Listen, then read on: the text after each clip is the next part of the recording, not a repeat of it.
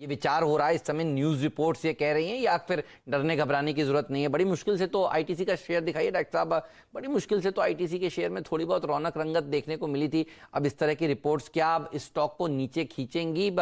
पूछते हैं दीवान साहब, आपने कैसे रीड किया? अब 200 रुपए के ऊपर कई दिनों से टिका हुआ है, अब ये रिपोर्ट क्या स्टॉक पे असर डालेगी आज? हेमंत, देखिए 200 रुपए के ऊपर तो टिकने का कारण नीरज भाई के लड्डुओं का है, सही है सर। बट अगर ये अगर ये जो गिरावट आ भी जाती है तो लोगों के लिए जो आईटीसी में इन्वेस्ट करने से रह गए उनके लिए बहुत बढ़िया मौका होगा, क्योंकि कंपनी खुद ही अपने सिगरेट के कारोबार को धीरे धीरे घटा रही इन द सेंस बाकी के कारोबार को बढ़ावा दे रही है, घटा कुछ नहीं रही है।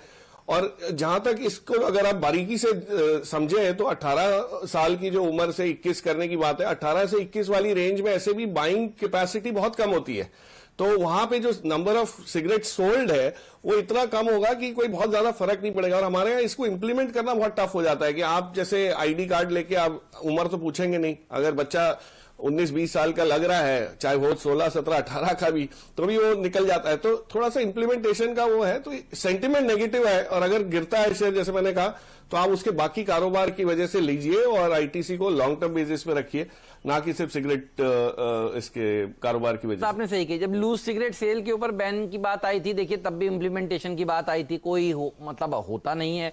और फिर ये भी रिपोर्ट्स आई कि लोग जो है एक दो सिगरेट नहीं, पूरा का पूरा पैकेट ही खरीदेंगे, तो लूज सिगरेट पर बैन क्यों? तो ये सारी चीजें जो आपने जो कीवर्ड है दीवान साहब की तरफ से, देखिए इम्प्लीमेंटेशन, इसको लागू करना बड़ा मुश्किल है अगर सरकार ये फैसला ले भी लेती है। तो सतपुते जी, आप बिल्कुल चिंता मत करिए, आपका आईटीसी 200 रुपए के ऊपर जो 51 किलो का लड्डू नीरज भाई ने चढ़ाया था वो बना हुआ है। ये बताइए, बजट से पहले आईटीसी कहां देखते हैं आप फिर?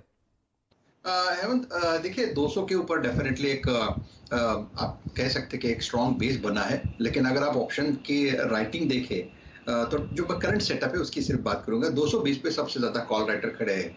220 निकले तो मुझे लगता है हेमंत, जैसे मैंने लास्ट टाइम भी कहा, एक बार ये 220 का लेवल निकले तो ये 240 250 तक तो ऐसे ही चला जाएगा।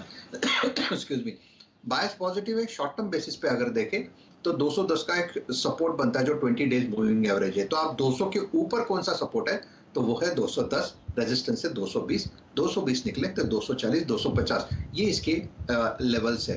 212 का इसका कल का क्लोजिंग है, तो मैं यही कहूंगा इसे बाय साइड में रखें। प्रोबेबली एक डिप मिल सकता है, लेकिन जो आपका जो बायस होना चाहिए वो बाय ऑन डिप का ही होना चाहिए। बाय ऑन डिप की रणनीति रखें, ज्यादा अच्छा है 220 के ऊपर खरीदें। जब ये ट्रेंडिंग स्टॉक बन जाए तब वहां पर आपकी नजर होनी चाहिए और ऊपर जाने के लिए। लेकिन इम्तिहान की घड़ी वीरू आ गई है, बाजार खुलने वाले हैं।